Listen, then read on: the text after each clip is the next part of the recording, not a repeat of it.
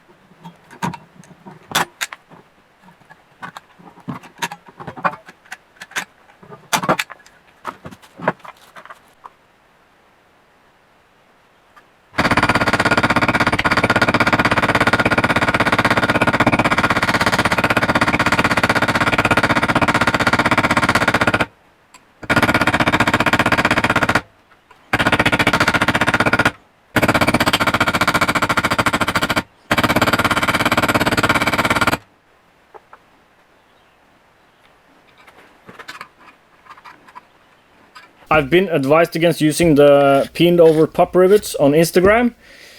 Follow me on Instagram. If you don't, I post updates fairly frequently. And yeah, they might not be strong enough. And of course, it would be maybe even easier to just use some steel rod and make rivets from that stuff. So, and we might do that if those pinned over pop rivets fail.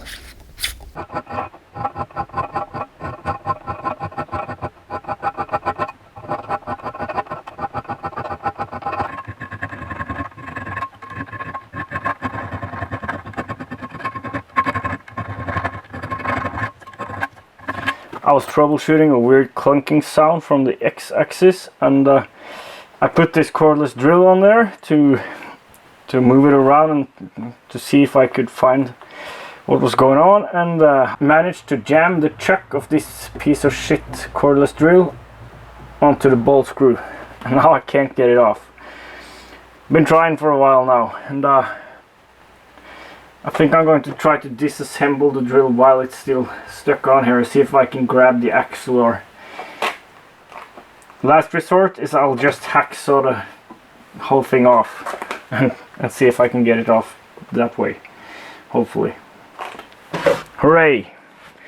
Just what I wanted to spend Sunday night doing. Not making parts, but this. Finally managed to get it unstuck, involved taking the whole thing apart. Fairly abusive behavior to that planetary drive, so but this was just a cheap drill, and I've had it for ages. Time to get a better one that won't get stuck. I got rid of that clunking sound. Not quite sure how though. Maybe it's a reward for spending so much time getting that drill chuck unstuck. Off camera, I've machined, drilled and countersunk some of the holes in the first half of the rotary valve housing, the exhaust rotary valve housing. There was increasing amounts of noise coming from the machine, and there's much more vibration marks than it used to be. So, and it's the spindle bearings. They've probably seated in properly now after I had them apart for a while ago. The spindle doesn't really get hot anymore, and there's no resistance in the bearings, so I know the preload is too low. So need to fix that before we tackle the next piece. And also I pushed it too fast, and it started losing steps and gouged into the piece here. So lesson learned there. But it's nice knowing the limits of my machine.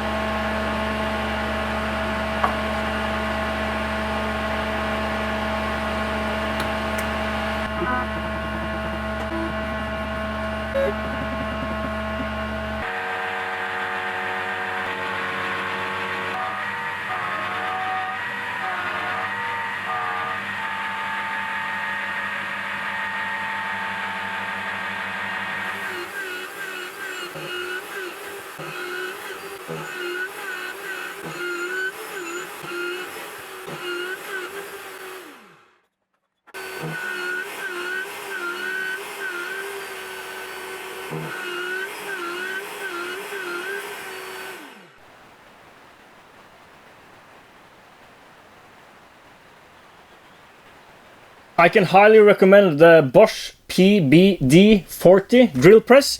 It looks like a toy, and I was hesitant to buy it for a long while, but then I did, and it's just really a great drill press. It's excellent, just nice functions and a lot of torque, and just, yeah, it's great. A great drill press. I'm not affiliated with Bosch, or this is just from me. It's great.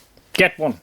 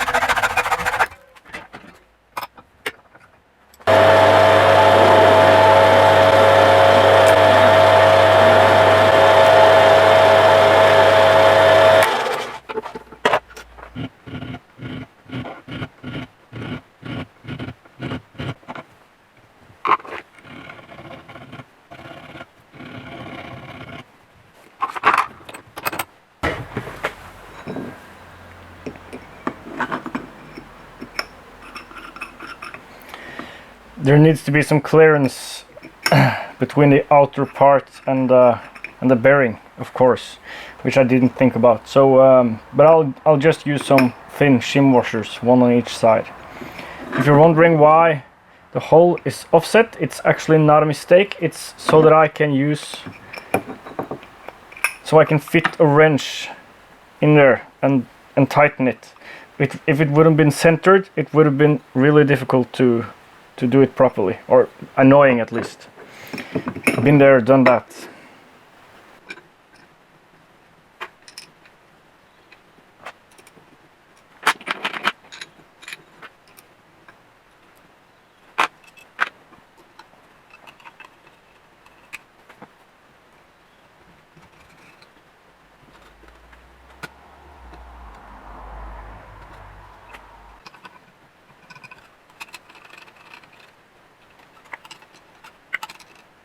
Another problem.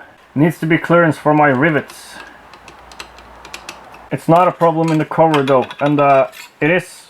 I've done something wrong in the design because the bearing was supposed to sit flush here, not protruding 2 millimeters. Somewhere I did something wrong while changing some dimensions or something like that. I'll grind down the rivets a bit and see what I can get away with without them losing the grip. I think I'll have to grind off too much for them to do their job properly anymore. So that idea is out. But there's no reason for a floor for that bearing or like the rear wall there, because the cylinder forms that wall. So what I think I'll do is just grind off that that wall, and that will give us the clearance needed for the bearing to sit flush. Yeah.